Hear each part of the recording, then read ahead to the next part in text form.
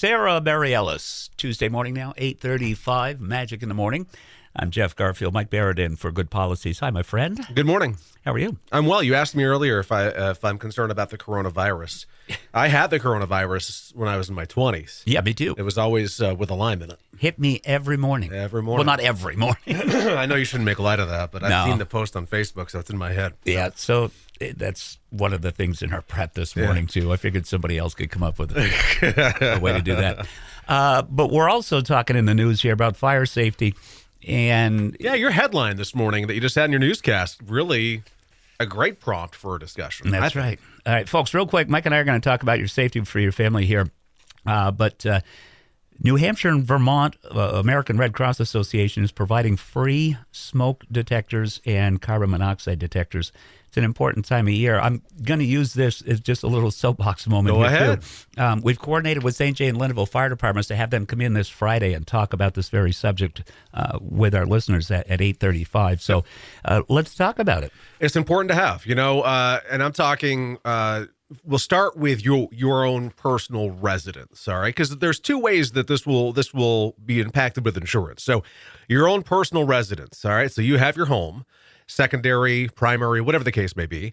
Do you know that insurance companies require that you have smoke detectors and smoke alarms? All right. Yes, I do. So they don't come in and police it. They're not going to come in. I mean, some companies actually do. Some companies will come in and give you recommendations of where you should actually put them. But little unknown facts about carbon monoxide detectors and smoke detectors. Most commonly, if they're over 5 years old, they probably should or could be replaced. Now, it does depend on the manufacturer. There are some that have a longer lifespan. But 5 to 7 years is kind of a common threshold.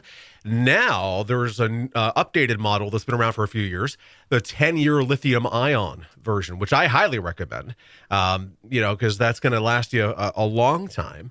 And, but you need to not set it and forget it. I say that all the darn time on this, but you can't put it up and just forget it. You got to test it. You got to control it.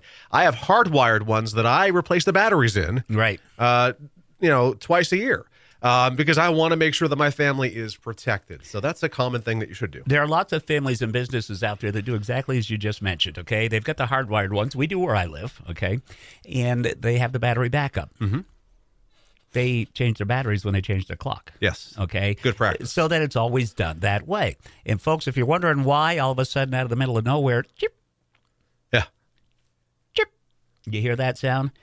That's your smoke detector, carbon monoxide detector. Yeah, it's not a chickadee stuck in your house. Yeah, put me in a hole and get a new one. So let's continue. Yeah, so make sure you have them. Make sure you have them in appropriate places. I mean, you can put them in living areas. That's fine. Put them in the living room. That's fine. Where do they matter most? Sleeping quarters. So within a easy proximity of audible ability, you want to have it near your sleeping quarters.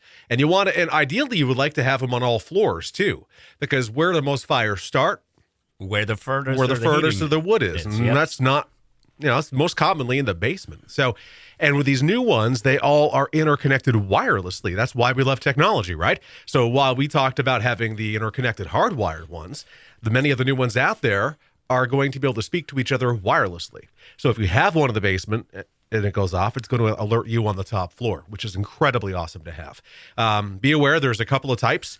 If you have older smoke detectors, you probably have the ionic version. Ionic was kind of the industry standard for smoke detectors for a long time. The ionic is the one that most commonly will go off when you're cooking because it picks up smoke.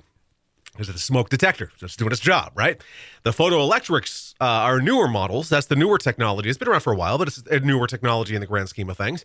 That picks up more of a smoldering, so it's less of a probability of it going off while you're cooking. Many of these now have both technologies built into one, with the CO2 in there as well.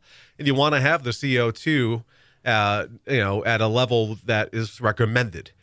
For having that monitoring, and keep an eye on it and replace them as necessary. Now, we were reading in the news yesterday on Friday. I can't remember. We read news all morning long here, but also, too, there is another detector out there that we know in Vermont you can get for free right now from the state, and those are radon gas. Yeah, those are good to have, too. And those to have in your house, there's some studies right now saying that it can increase your chances of lung cancer. That's a long-term thing. We're talking about a fire. We're talking about immediate safety for the family. So, and if you are the owner of a rental or if you're a tenant in a rental property, both of you need to listen to this part of it. So I'm listening. So if you are a building owner and you rent to others, if you don't have hardwired interconnected, you need to have a plan in place for all of your rentals for monitoring and like a maintenance schedule, whether it be you go and have your own battery replacement, or you have a deal where you can confirm that your tenants are doing it. But I walk through a lot of apartment buildings in my job. We insure a tremendous number of them. And one of the most common things we come across are missing detectors. Smoke detectors that have been pulled off, maybe because they were cooking. Those are the old school ones that aren't hardwired. Most likely they wore out. We even see hardwired ones get unplugged and pulled out.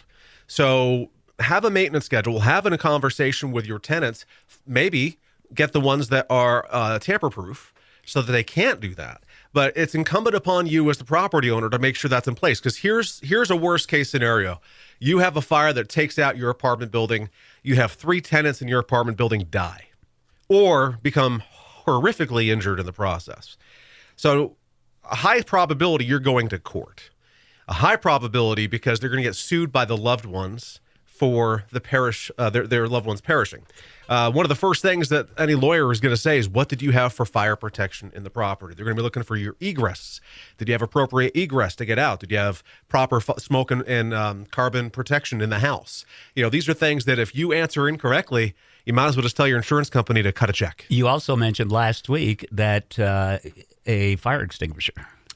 Absolutely. That's another required one as well. Like that thing down there, the doorstop. And fire extinguishers, I know we're running a little long, but fire extinguishers, many people, including myself for many years, I put it in my cabinet or put it in my cupboard or put it over here.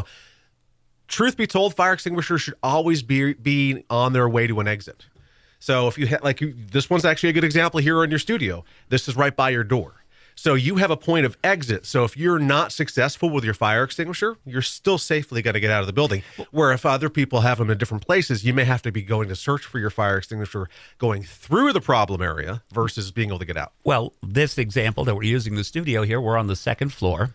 Okay. The majority of the day I'm here alone. Mm-hmm. Okay. So if something does happen, as almost happened a couple of months ago when we had the problem with the furnace, I've got the fire extinguisher in my hand on the way out. So if I'm experiencing fire, I can hopefully knock it down enough to get out. Right. But you still have multiple points of egress so you can get out safely, which is incredible. So, and the same thing goes for fire extinguishers, as we mentioned, for smoke and carbon. They don't last forever, so you should have them. If they're commercial quality, there's local companies that will tag them and inspect them and make sure that they're still working and charged. Otherwise, go and replace them if they've been in for too long. And again, landlords, you're required by law to provide carbon, smoke, and fire extinguisher. So there's some good insurance information leading to good policies. And you get a little bit of a credit. I'm going to lighten things up here as you wrap it up, okay? If you have a problem with your smoke detector going off while you're cooking, not have a talk with your insurance agency. Have a talk with your mom. Learn how to cook. Learn how to cook, darn it. Okay, tell them how to Burnt get the toast again. You can find us, Barrett Insurance Agency. We're on Portland Street in St. Johnsbury. 748-5224 is how you can give us a buzz. Online, thebarrettagency.com, Google, Facebook, and YouTube, all Barrett Insurance Agency. All right, so there's our good policies. I hope you have a good week today. I'll go out with you and say hi to Charlie. Please do. All right, and coming up, we've got music from Haley Steinfeld.